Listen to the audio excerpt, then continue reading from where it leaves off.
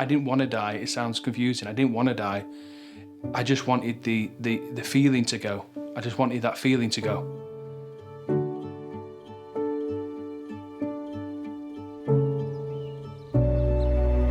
My name is John Jr. I'm 32 years old. I live in Wilmslow, Cheshire. I'm a mental health activist and I travel the UK raising awareness for mental health and campaigning for better mental health services throughout the UK. I started getting issues when I was 11 years old. Depression started at that age and I didn't get diagnosed until I was 14 years old. I was born with a syndrome called Klinefelter syndrome, where I was born with an extra X female chromosome, and I wanted gender reassignment because I wasn't happy in my body. And for years I've lived in limbo, not knowing if I'm male or female. I came to the conclusion that I'm gender fluid, non-binary, and I feel great knowing that I have some closure of what my gender is. My depression got worse throughout lockdown because my routine completely changed. I felt trapped, suffocated. I felt like I was in a tiny box. I didn't want to burden anyone and talk about how I felt, and the only way I could see out was to take my own life. What made me tune into Hollyoaks on that day?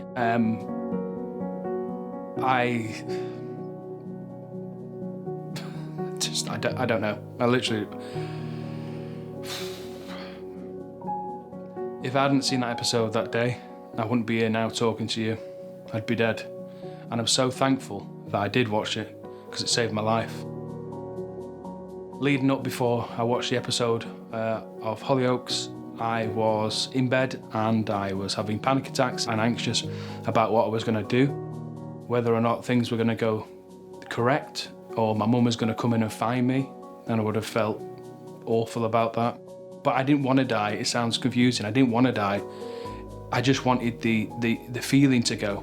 I just wanted that feeling to go. What made me tune in was Darren was suffering with depression and Kyle was as well. I think you might be right. You know, about depression. It was massive. It was a massive thing because obviously when he first started with the depression and speaking to Darren, reaching out and stuff, the storyline related to me and it touched me. Darren, what are you doing here? I was feeling absolutely mortified that I wanted to do that, but in the same way I wanted to do that because I just end how I was feeling. I just feel absolutely nothing at all. I was feeling worthless at the time as well, so I thought, you know what, taking my own life, you know, I wouldn't be a burden to anyone else. I need to take you home. And then throughout the day and throughout the night and stuff, I was planning my suicide, going about my day and obviously watching Hollyoaks at the same time. But I felt closed off, I felt numb, I didn't feel anything from it. Nancy Osborne. There was a moment in the episode when the officer was at the door with Darren, and Darren was distressed and upset. The pieces of the puzzle started fitting together. What's happened? I just had this weird feeling in my stomach. You should sit down. No, I'm fine where I am. Can you just tell me what's happened? A tight knot, butterflies, anxiety. It's Kyle. I started panicking.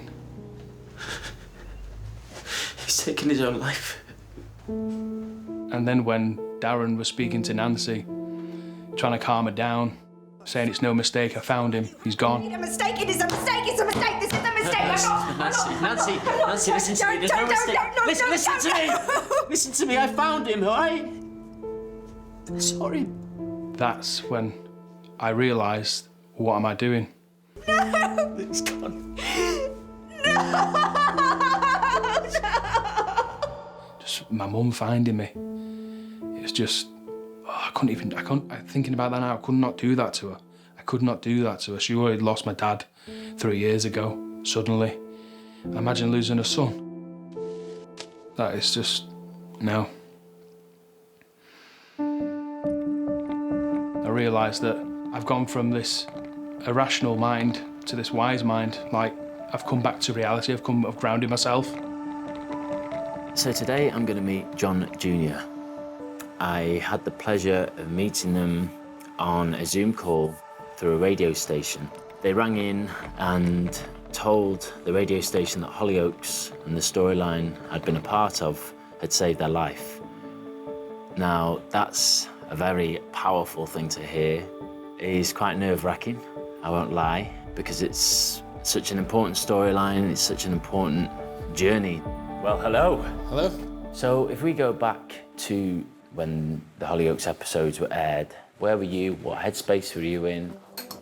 I was travelling around the UK with Charlie, my teddy duck that supports me with my mental health. Going out, meeting new people, meeting all sorts of walks of life to raise awareness for mental health, to being put in lockdown, change of routine, felt suffocated, felt trapped, feeling worthless, depression was setting in, hard, dark, deep thoughts of taking my own life. So I wasn't going to watch the episode. I was just going to end my life that evening. I was planning it out, going past my mum, smiling as if life's fine, giving her a hug. No emotion, completely numb. I was in shock that I was going to kill myself. I watched the storyline, and it was the part where Darren and the police officer were at the door. Instantly, you know, heart sunk. Nancy said, "It's a mistake." And Darren said, "It's no mistake. I found him, he's gone." I felt like a bear was hugging me and wouldn't let me go. But as soon as I heard that, release and a shave of disbelief was happening, like, oh my God, this just happened to me. Timing was everything. Yeah, the timing was everything. Yeah. I thank you so much from the bottom of my heart. I really do. And the writers and the directors and everyone that was involved in that storyline, you've saved my life. I love you to pieces, mate, forever, literally forever. You're a perfect example of why it is so important. Yeah. If it's okay with you, we're going to watch the clip back. Yeah. Okay, so you're okay with watching that? Yeah, I'm all right watching it, yeah. Okay, we'll give it a go. I think I'm as nervous as you. Yeah, we could both be nervous together. Yeah. Nancy Osborne. What's happened? Well? You should sit down. No, I'm fine where I am. Can you just tell me what's happened? It's Kyle. He's taken his own life.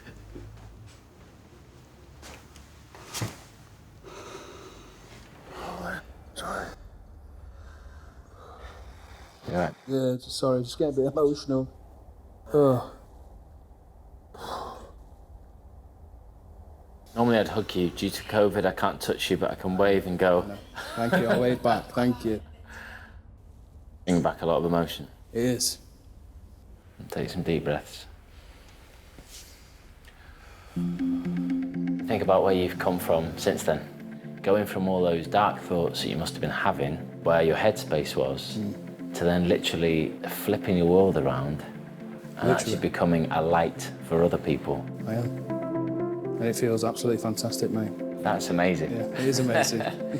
You know, people might watch this and think, oh, well, that's it, he's fixed. It doesn't work like that. No, it does not. You don't go through life and you don't deal with depression and one day, right, I'm better now. It's an ongoing process, it's a slow process. Like everything, but we learn to deal with it better. We do. What would your message be to other people who were maybe scared of talking, scared of speaking out to anyone? I mean, there's a lot of people out there, and when you say suffering in silence, they are. You know, years ago, I would never have spoke like this. I Yeah. would never even told my mum how I felt, you know? Yeah. But piece of advice, we don't always like to talk. We don't always want to talk because we feel like we're a burden, no matter to your friends or family or even a stranger.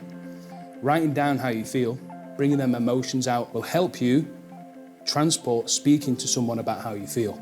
Because seeing something, either it's played out or written down, is a lot more real than thinking about it in your mind. Yeah. And then, if you're comfortable, speak to your friends, family, or Samaritans about how you're feeling. And we always say it's all about talking, but it's not always about talking, it's about listening. Listening, of course it is, 100%. To anyone who might be worried about someone they know, what would you say? Yeah.